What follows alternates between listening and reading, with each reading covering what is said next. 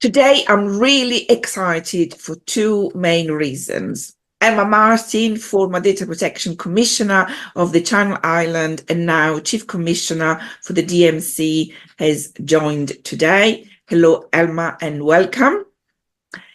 Thank you. The second reason is that we're going to be talking about AI.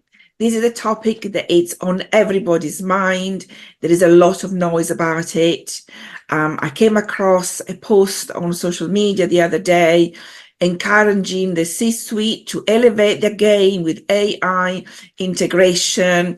So apparently CIOs are leading innovation and operational streamlining through AI. CHRO are leveraging AI. CFOs are optimizing financial strategy. CPO are revolutionizing product development. And COO are enhancing efficiency and agility. It would seem that there is also a rise of AI advisors, which means that specialist AI advisors may soon join the C-suite. They all talk about the benefits of AI, how CEO can access real-time insights on every aspect of the organization through dynamic dashboard, allowing them to anticipate trends and make data-driven decisions with precision. I'm not sure about that, given that AI is still very much in its infancy. It's how embracing AI empowers leaders to plan better and anticipate challenges. This is all great, and I have nothing against adopting informative decision-making. But there seems to be lack of understanding that behind this data, there are people, real live human beings that could come to harm.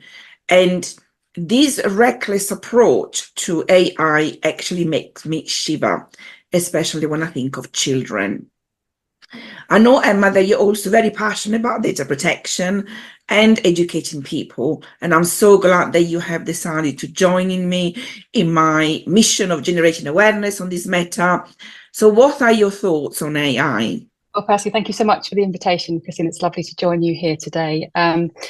It's so interesting to listen to your introduction, because I think it sort of sums up where we are, that there's an awful lot of talk about AI fixing the world's problems. And they're not wrong. Those conversations should be being had, because AI has incredible potential to allow us to do the things that we want to do and to do them better and faster and cheaper and more efficiently. But I think, you know, we spoke about this at a recent conference that you were at as well, that the bubble that we exist in the data protection and privacy world, we're very good at talking about the harms and the risks, but the world isn't that good. And I think that we need to be very careful that we don't just focus entirely on thinking AI is going to solve all our problems, because it won't. There are huge benefits, and I resist it when people think that data protection people are just anti-innovation, anti-technology, anti-AI. We're not. We simply want to see it done safely. And it's a point that you made in the introduction, is that I think there is a danger in technology and data that we are disconnected from the consequences of the processing, because it's tech. We're very the human consequences seem a little bit distant sometimes. So, as you know, I'm a huge book fiend, and one fantastic book, which I think is the title of your podcast today, about why AI undermines democracy and what to do about it. It sounds very sort of a real existential threat. And I think to some degree it is. I sort of resist the sort of Terminator-style humanoid robots killing us all and taking control of the world. I think it's much more subtle than that. But this particular book, which came to mind when you and I spoke about this sort of chat, it's such a neat little book. It's by a chap called Mark Kuckelberg, and he's a professor of philosophy of media and technology at the University of Vienna. I so want to go there, just to say. I mean, I'm coming with you. Yeah, exactly. I want to be an eternal student. It's never been a better time to learn. So much going on. But what he talks about in the book, which is much more eloquently than I could ever do, and it's why it's so nice to refer to the experts who write about these things. He talks about how AI is being used as a political tool, and I think that's something that really resonates with us as professionals, but also the community, because we're in this year of hugely important elections. And AI, it is a powerful tool. The way it can be used to manipulate individuals and groups of people. We hear almost every day now stories about polarization, discrimination, surveillance, oppression. The fake images, the fake photos that you see, especially around politics, not exclusively, of course, but if we're talking about democracy, the skills that AI brings to that is extraordinary. Because you look at them and you think they look real, and it's easy to say, well, it's just a photograph, right? But it can set the most extraordinary chain of events into play, especially look at what's happening in the US recently. So I think that we just need to be better at talking about the human consequences, the sort of speed and the scale. It's not that these things didn't happen in the past, but it is simply that they're done so much faster and so much easier. So the impact, the ripple effect, becomes a tsunami on us as a society and as individuals. And democracy is fragile. Look around the world, and we need to remind ourselves of that fragility. And do all that we can to make sure that we understand what's at stake here. Absolutely. I'm glad you mentioned the book, because it's a small book, but it's so powerful in my mind. I've only read 4 chapters so far, so I've not read it all, and I am looking forward to the rest. But already what I've read, it really scares me in terms of one of the things that really sort of hit me is that, especially in politics, so you have those individuals that, for example, are not necessarily loyal to a particular party. So one time they will vote one way, another time they will vote another way. And those are the kind of people that the politicians will be targeting to then influence them. And that targeting will be quite personalized to them so that they can swing them towards voting for that particular party. And that it's manipulation in its purest sense, because it's behind the scene, it's hidden, it's not transparent. And to me, that is quite worrying. So it talks about that. It talks also about that equality is compromised by AI. I mean, AI in itself, like money, is not evil. It's how it's being used. So it's the same approach. And so it can be used for good, but it can also be used for evil, so to speak. Even Chat GPT, that you would think it's quite innocent, but actually, again, it's learning through data that it's out there in social media. So it's using, my post, your post, Emma, to learn. And what we are sharing, it could be personal data, but the AI itself doesn't recognize necessarily that. And therefore, our data is then used without our consent for things that probably we don't even know about. It's all hidden. It's all underneath, behind big curtains.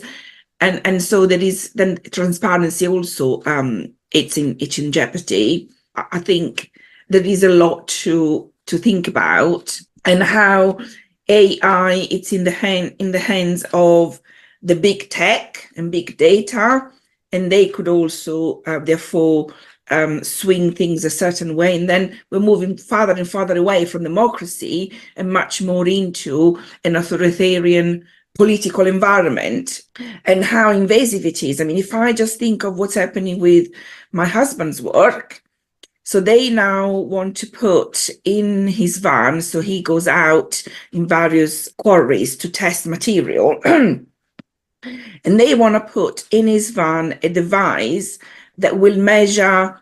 There is already a camera, by the way, in the van, and now they want to put a system in there that measures how fast it's going, if it's braking, instant, fast, how it takes the corners.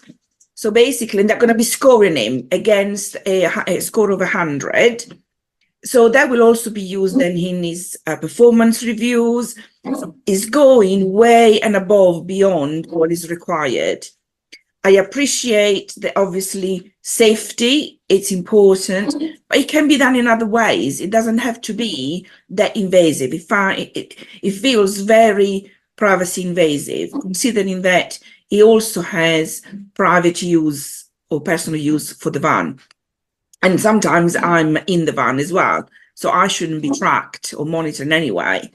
So yeah, it's just going beyond what is reasonable in my mind. And I think that points to the fact that we're often oblivious to the extraordinary amount of data that we leave behind in our wake every single day. And it's often only when something happens to that data that we take stock and pause and think, gosh, yes, that's an awful lot. And it tells an awful lot about me. If I'm tracked, it says that I went to the doctor, or I went to a certain clinic for an appointment, or, you know, it tells you my life, really, my location.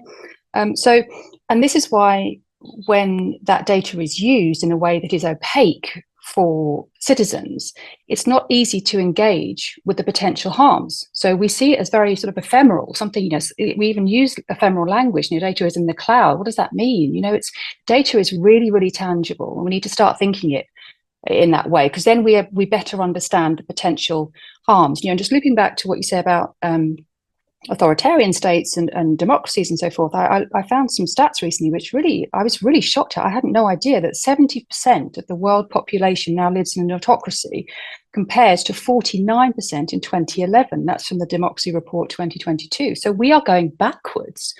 And so it sort of begs a question: at what point do we just stop for a moment? Because the speed of technology doesn't give us room to think sometimes. We just feel that we're on this trajectory, and that the trajectory is predetermined, so we just have to ride it. Well, I just beg to differ. I just think that we need, in order to just not accept that, or not be willing acceptors of that, we need just to stop and say, right, what is this for?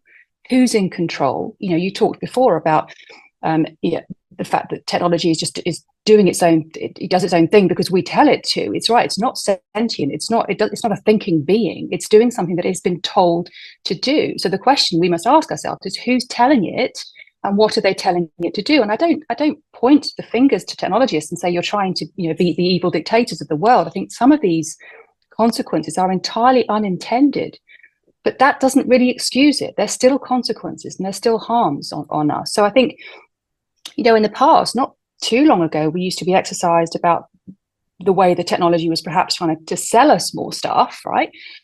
But this now gets to the heart of democracies and democratic values, because social media and technology, it used to sort of reflect society, but now it's shaping it, now it's manipulating it. And we're almost like frogs being boiled in a pot. We're just sort of slowly losing consciousness.